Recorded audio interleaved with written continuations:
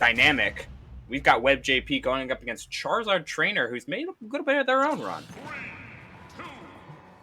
Charizardtrainer is a weird situation for me because they only have about 5 to 6 tournaments under their belt on their Smash UG account, and they've quickly gathered a lot of names, have done very, very well, and I'm not up to this point. I'm still unsure if they're an alt or if they're just someone who's a very good player who hasn't entered events.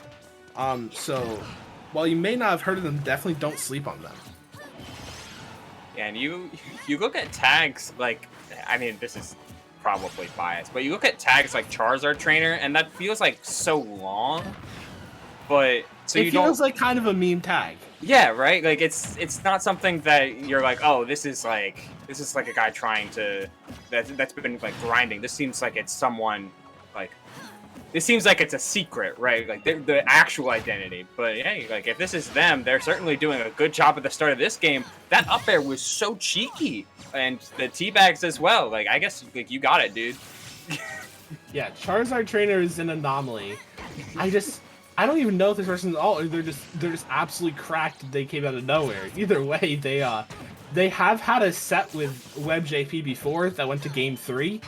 WebbJP did say you're trash after the set, which might explain the teabag. Ah, well, that would do it, yeah. Oh, okay. Didn't know Webb was one to get salty in Smash GG, but you know what? Here we are. And here is Webb not taking a single, not being touched ever since the beginning. You know, as a, come on, man. Every time. Still, this is definitely the beginning of a comeback for WebbJP if he's going to take this stock off and keep himself in this game even remotely. Like, oh, and yeah, just going up for that one real quick. I always question the ZSS down throw, and then you know it doesn't even matter if it doesn't like confirm into anything because you're above ZSS and that's all she wants you to be. Yeah, sometimes I think it's one of those things where if it works, it works. You know, it's like it's not a fantastic option, but when it works, it really works. Yeah, just you know, it's the same level of thing. It's the same level of offense that goes into a lot of ZSS's play, where she has to really properly condition you to get the maximum punish. Like she has to condition you out of shield in order to land things like Nair flip kick or fair one flip kick if you're feeling spicy. Yeah, I feel like that one's more of a chump check than anything else though, but it can definitely still work as well. Yeah, I can see that. But still, we got Webb fighting his way back into this game. Charizardtrainer's holding on to a lead ever so slightly. A lot of spot dodge cancel buttons from Charizardtrainer, which can be super dangerous because, as we mentioned prior, Zero Suit Samus is a phenomenal whiff punish character. So if you're just spending a lot of time whiffing, then you feel pretty good about your chances if you're Webb, which is exactly where he finds the boost kick on that last interaction. Just seeing the whiffed explosive flame is a free punish, and now he can play ZSS with a lead, which is all the better. But Charizardtrainer really just needs a back air or a dash attack here. Had a big opportunity, but got stuck on the platform. Wasn't able to drop from it behind and throw out the back air, so needs to be careful. ZSS and more importantly Webb is so dangerous in these tech chase scenarios. It feels like they constantly know what to do, but that back air is not going to be the best option to go for there, and has opened a window for Charizardtrainer. 72 isn't...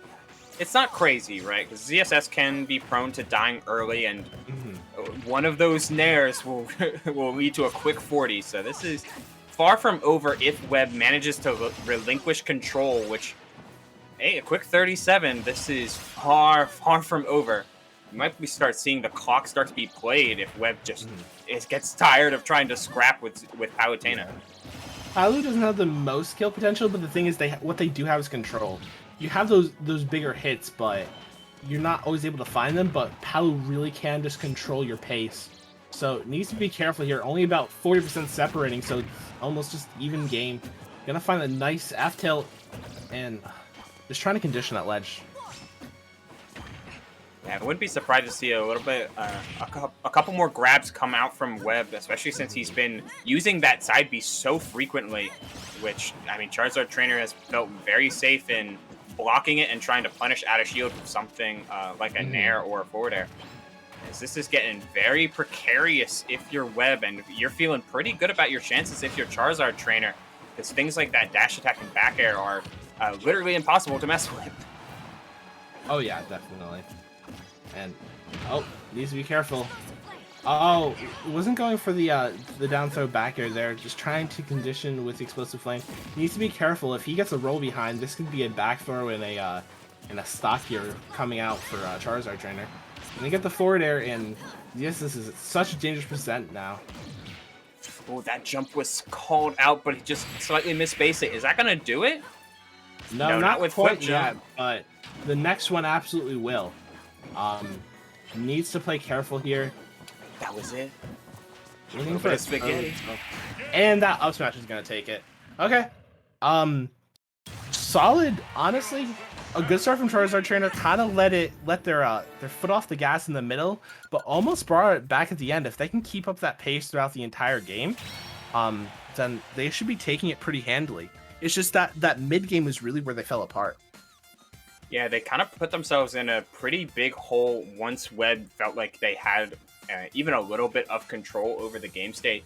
But Charizardtrainer in the furious comeback, it was a lot of just good neutral, a lot of safe play and strong conversions, from a quick 40 off of an explosive flame to individual hits. You can take ZSS to quite a lot as long as you respect the fact that when ZSS is going air to air, it's really hard to challenge, but against shield, grab isn't too scary. And really, Charizardtrainer kind of exploiting that in game one.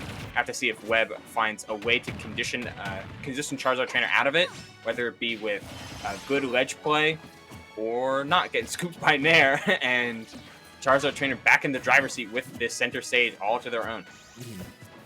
The thing that Charizardtrainer is doing well is I love their positioning of their explosive flames. They're kind of putting at the corner of a platform where you can't actually contest that platform very well. And what it ends up doing is it cuts off the platform, but it also cuts off the ground approach so that ZSS kind of has to stay there, and then Charizardtrainer can get whatever approach option they want. And I think that kind of mindfulness is just kind of what you're seeing from Charizardtrainer that's allowing them to do well, but they are going to... Oh, no! They got caught sleeping. That was a really good conversion there for Webb, but that was definitely a they won't expect this factor. They're not ready to DI this. It doesn't look like Charizardtrainer is ready for some of these pivot cancel F tilts that Webb has been doing. The move's so quick that you kind of you don't really see ZSS be that forward with a grounded move, but yet here we are. The down smash a little bit overzealous though, and a couple more tactical crouches from Charizardtrainer, still keeping this the psyche alive. Oh, hit. Yeah, luckily for Webb, able to grab ledge there. It feels like Charizardtrainer is playing nervous now because you see they went for that shark there on ledge while Webb was completely sitting back, not even near it. Yeah, again, they're getting a little nervous at ledge, going for more aggressive options, whether it be sharking, whether it be get up attacks. They're just not ready for it. No, not really in the slightest. And that the turnaround dash grab, Webb looks like he's got so much. He's got so much space in Charizardtrainer's head that he's able to basically move wherever he wants before Charizardtrainer even begins to react. Though we cannot sleep on the power of Palutena for just being able to control a game for long stretches of time, and a quick 98 to show for it. With these dash attacks as well on deck, it's gonna be hard for Webb to try and regain and reestablish the gameplay that he was at before. That was spooky. But this game's even. More or less. More or less. More or less. 64 is not a ton. 78's a little bit higher. 84 is now getting kind of spooky. All right, this is in the lead now. Okay, now we're officially in the lead. Once now you cross he's in a lead. 99% official. Oh, no longer a lead. Nope, Really? it's alright. Anyone's game again. No, this is a very strong lead for Webb. Webb really just needs a solid back air, or even a paralyzer, but needs to be careful here. Charizardtrainer is going to try to claw their way back into it. But, okay. Oh, I really like that kind of maneuver around. They're not getting as anxious on ledge as they were before, which is really what Webb's waiting for. Webb's waiting for some type of aggression. And speak. Oh, okay. Thank you, trigonometry. Weird win box there.